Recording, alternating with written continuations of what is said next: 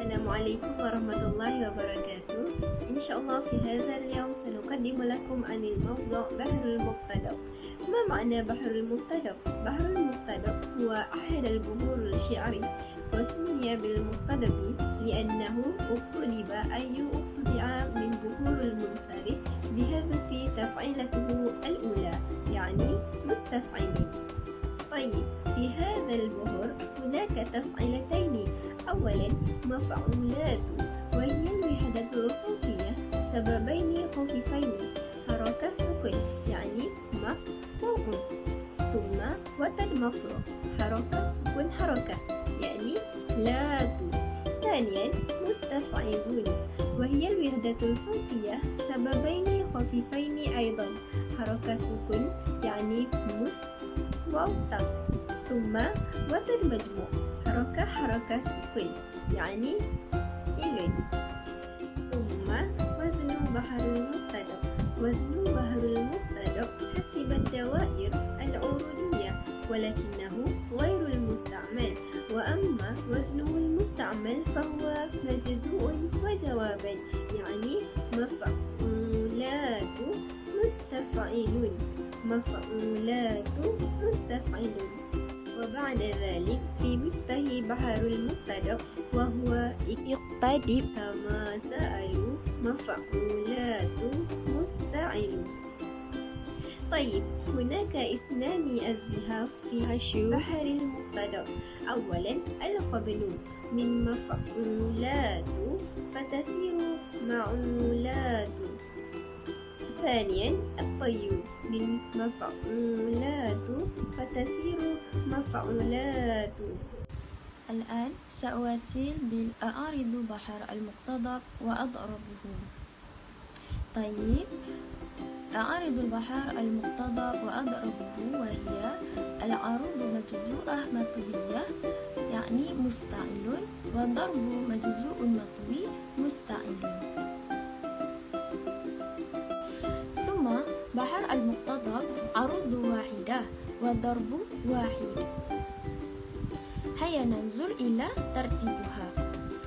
العروض الأولى يعني مجزوءة مطوية، تفعيلته وهو مستفعل جعل إلى مستعل، والضرب مجزوءة مطوية أيضا من تفعيلته مستفعل جعل إلى مستعل. الآن سأشرح لكم عن المعنى الطي أو المطوية. الطي هو حذف حرف الربيع الساكن من التفعيلة. وبعد ذلك صيغة بحر المقتضب الواحدة، وهي مفعولات مستفعلون مفعولات مستفعلون. طيب، هناك مثالان عن البيت لبحر المقتضب. مثل الأول البيت قد أتاك يعتذر لا تسله ما الخبر.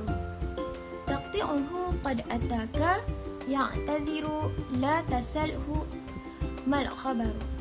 ورموزه قد أتاك حركة سكون حركة حركة سكون حركة يعتذر حركة سكون حركة حركة حركة سكون لا تسله حركة سكون حركة حركة سكون حركة ما الخبر حركة سكون حركة حركة حركة سكون.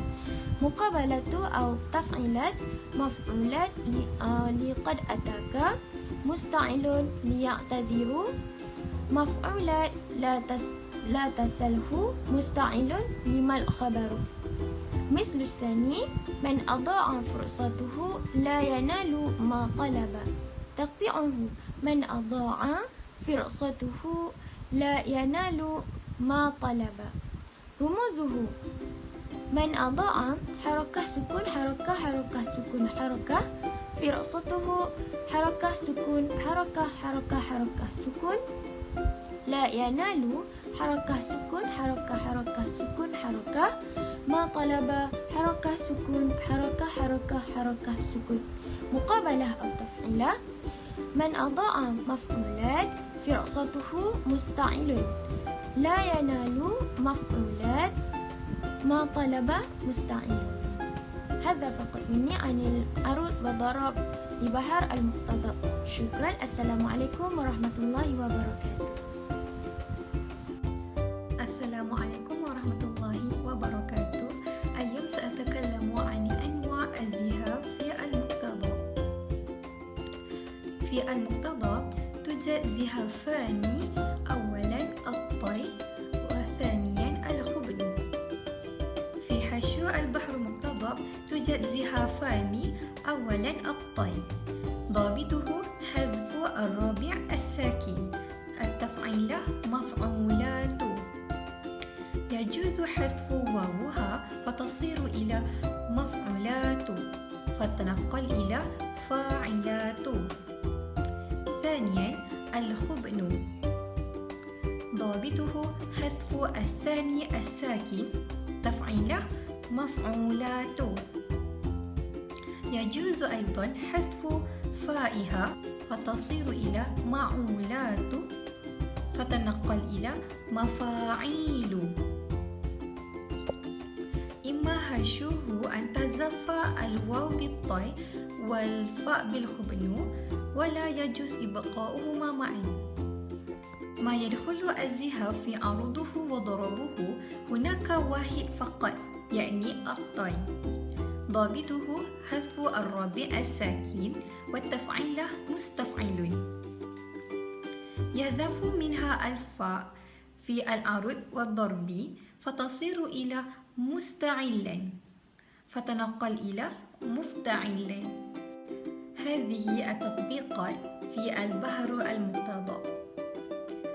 هل علي ويحكما إن أشقت من حرجي. هل علي حركة سكون حركة حركة سكون حركة، ويحكما حركة سكون حركة حركة حركة سكون. إن أشقت حركة سكون حركة حركة سكون حركة.